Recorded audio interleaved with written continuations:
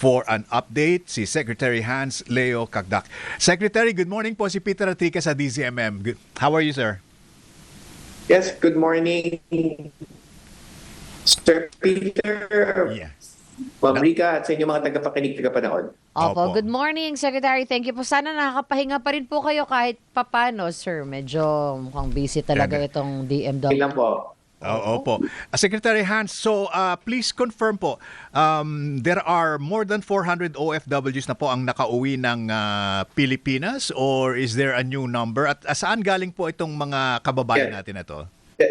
They're essentially from Dubai. Gusto ko lang klaruhin kasi maraming gusto nga iklaro namin. Opo. Kaklaruhin naman natin. These are mounted flights by Emirates Airlines. Okay. 28 nangyari yung pag-atake ng Iran and huminto, di ba? Huminto ang Opo. flights, nagsara ang airspace at ang Dubai International Airport. Pero nanumbalik noong March 5. And noong March 5 onwards, mount na ng 7 flight. Pampito yung kagabi na sinundo namin ni Admin PY. Okay. And OFWs in those flights from 1st to the 7th, total around 400 already.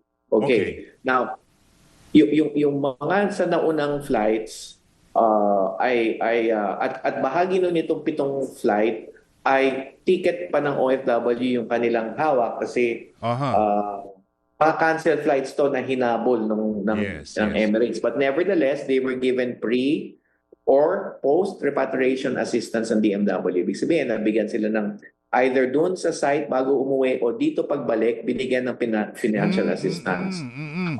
And that's 400 na binigyan na natin ng financial assistance na nanumbalik.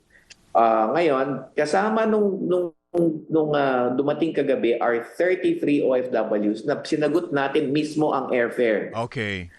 So these 33, bukod sa pre- and post-repatriation assistance, meron ding 33 na sinagot natin yung airfare. So that's where it stands. Now let me also share yung efforts natin outside of this. Kasi sabi nga ng ating mahal na Pangulo, inatasan kami ni Sectes Lazaro na pangalagaan yung mga OFWs natin, lalo na dito sa gitna ng sigalot, no? Kaya meron tayo ngayong efforts yung land crossings kasi sarado nga ang airspace sa karamihan ng 8 countries involved here. And merong identified land crossings. Meron ng mga patatawirin tayo this week. Merong unang tatawid into another country. Ayoko lang muna bigay yung detalye for security reasons until sila makatawid ng ligtas. And we will fly them out by tomorrow, arriving in Manila tomorrow. So there will be 3 countries na ganyan. So on 3 different fronts, may tatawid, kanya-kanyang tawid, at yan ay minamanmanan po natin lahat. May DMW OWA teams in the host country, and merong ding mga sa receiving side, meron din tayo nakaabang na. We have rapid response teams on the left and the right flanks of the 8 countries at sa gitna nun to receive lahat ng mga tumatawid. Okay? And later this week, we will also mount a charter flight. So abangan na lang po lahat yan. Ayoko munang i-anunsyo, but these are ongoing as we speak. Sir, meron din po tayong ilan na mga walang mga airspace no na kailangan pumunta sa ibang bansa muna o tumawid nga po na katulad po ng sinasabi ninyo. Paano po ang ginagawa nating mga communication dyan? Mga Filipino communities din po ba ang nag-uusap-usap together with the government? Yes, meron na tayong nakalap na mga requests for repatriation. Nung Senate hearing, nung isang araw, nabalita, ang inulat namin ay lagpas 2,000. At patuloy lang yung pagtatanggap natin ng requests for repatriation. And so therefore, we have an effort right now, as I mentioned, ongoing. So they are transported from a certain place, Tipanan, to the land border crossing to eventually a flight out. Yan ang essential steps. And as I said, bawat hakbang na yun, nandun yung personnel natin nakatanda. Sa ngayon po, meron na po tayong 400 na nakauwi na. Ilan na po ang bilang natin ng expected Filipinos wanting to come home? Well, it's hard to tell. Ako, I would rather not speak in terms of expectations. But rather, as they come in, we will announce. But rest assured, we will go for a bigger volume, volume, kasi yun nga, sabi ko nga, may charter flight most that we are currently arranging. So, mga ganong bagay ay sinasaayos na po. Which country po, kung hindi naman sensitive ano po, which country has the most requests for repatriation po, Secretary? It's still the countries pretty much that nakikita natin sa news, 'di ba, na talagang nakakaranas ng drone rocket missile attacks from Iran. Okay. So that would be Qatar, Kuwait, yan, Bahrain. Okay. Naman natin sa news, itself evidence sa news. Okay. So yung una nating subject matter kanina, Secretary Hans, para lang malinaw, yung 400 na nakabalik na sinasabi dito sa report, these are actually self-booked flights na na-delay lang dahil sa pagsasara. Delay at sila nakauwi, and what we did was provide pre or post repatriation assistance. We gave them financial assistance. Okay. And yung 33 po na binanggit ninyo, yun ang through the efforts of DMW. Yun ang financial assistance plus airfare. Ni-reimburse ninyo yung airfare? Then binayaran namin yung airfare. Ng 33, yung 400 po. Yes. Yung 400 ay binigyan namin ng financial assistance. Yung 33 kasama na yun sa 400. So a little less than 400. Okay. Bigyan namin ng financial assistance. Okay. So mga 367 yun, to be exact. Okay.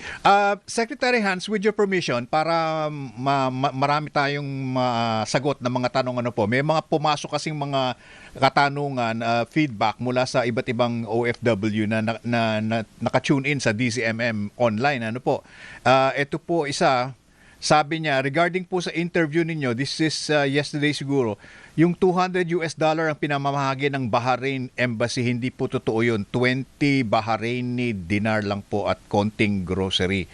Okay, that's from Bahrain.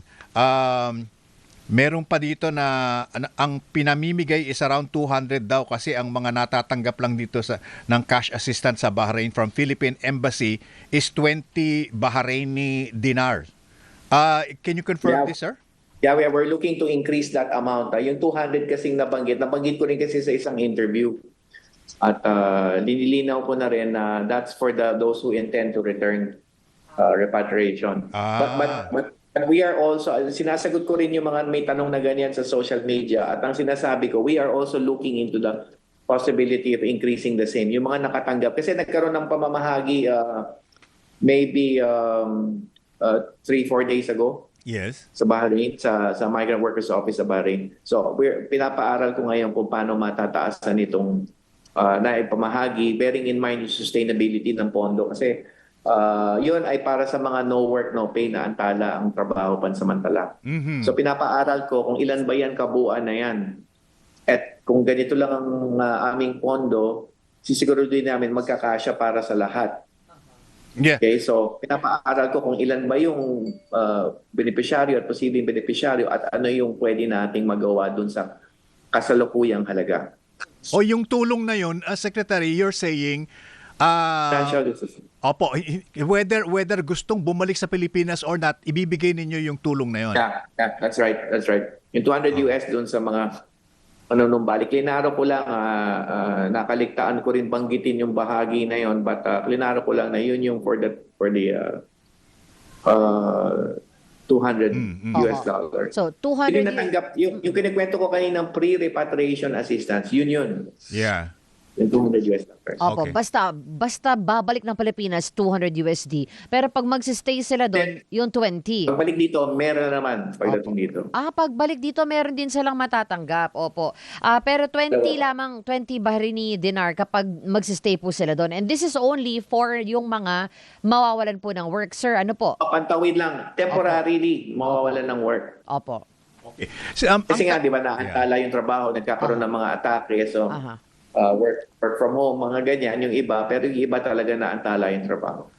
So let me clear it po, Secretary, with your permission. Sinuspindi po ba yung pagbibigay ng tulong Or ongoing pa rin? Tuloy pa rin pero electronic na yung meron doon benefit pay, di ba? Okay. Benefit pay. So, yun doon natin i-channel.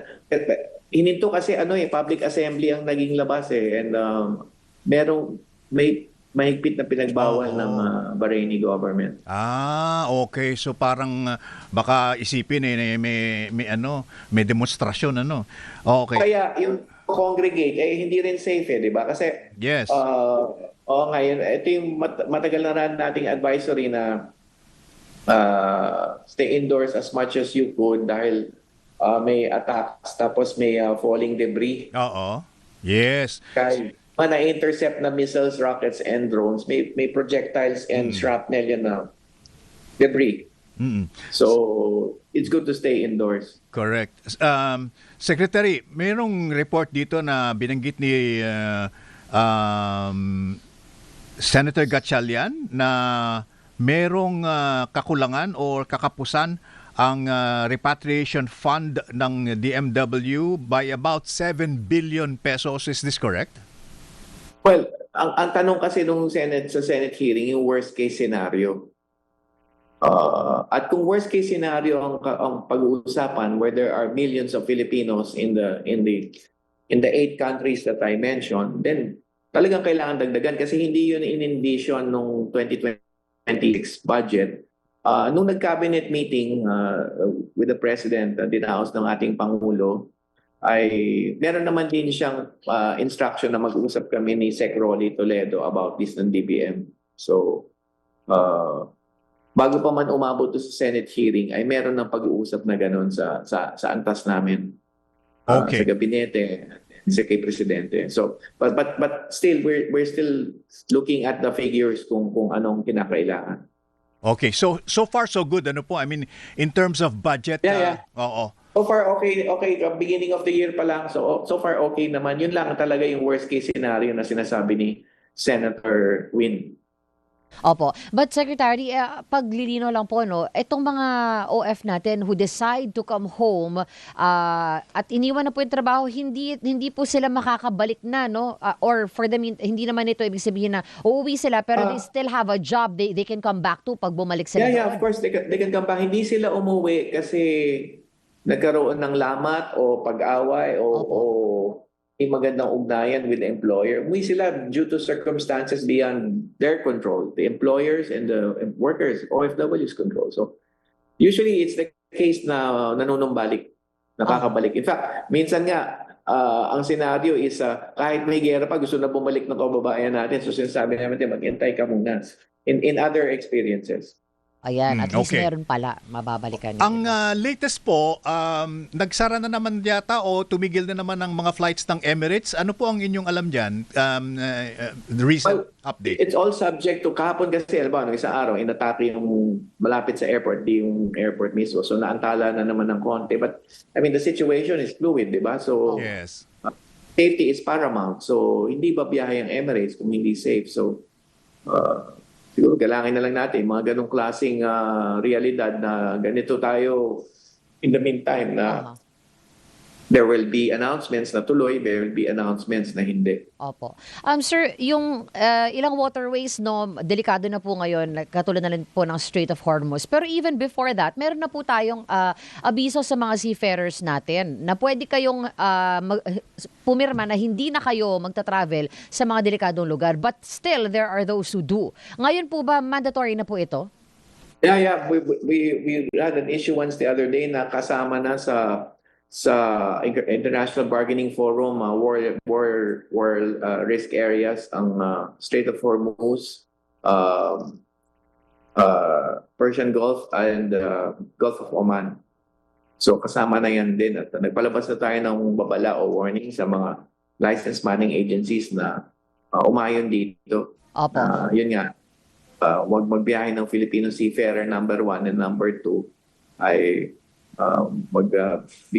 galangin ang sinasabing right to refuse sailing ng isang tripulante na ayaw niya sumakay kung papunta doon sa Strait of Hormuz.